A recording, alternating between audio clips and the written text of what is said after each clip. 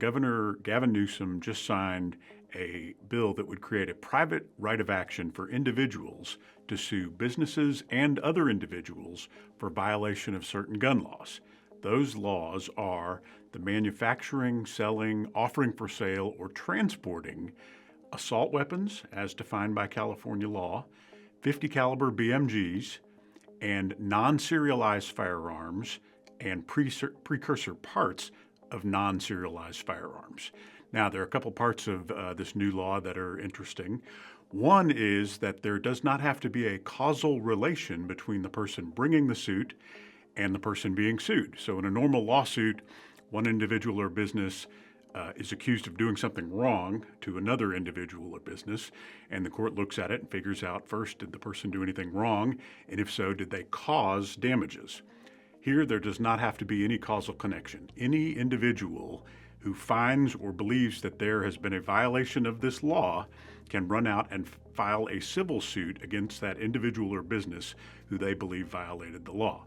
The next part is the individual bringing the suit does not have to prove that they were actually damaged by that individual or business.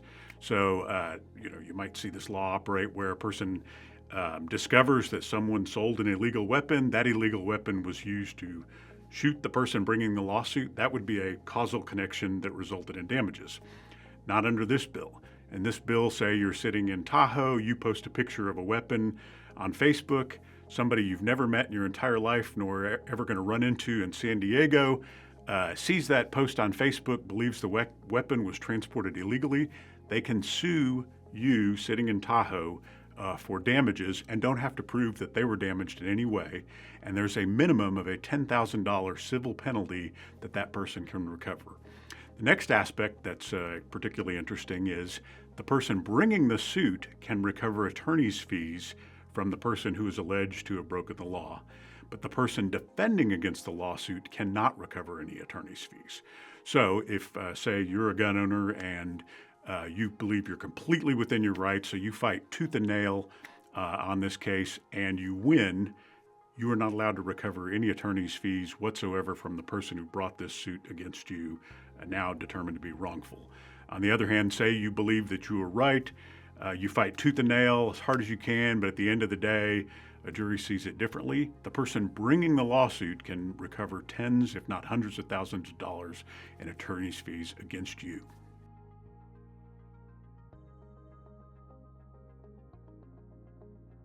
All right, so what should I do if I'm concerned that I have one of these guns that are identified in the new bill, or if I'm looking at buying or selling a gun that might be impacted by this new bill?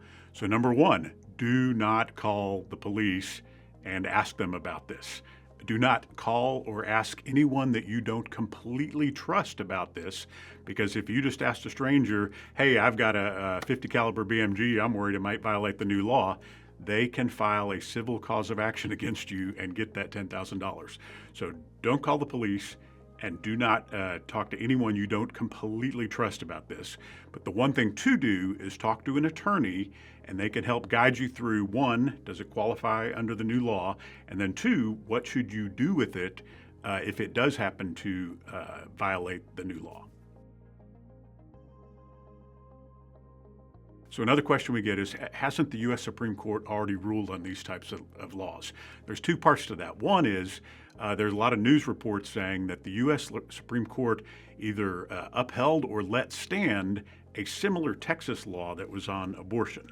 That's actually not true. The U.S. Supreme Court looked at that case and sent it back down to the lower courts without even getting to the merits of the statute. They sent it back down on procedural issues. So one, the Supreme Court has not, quote, upheld this law, meaning they're not necessarily going to uphold this California law either.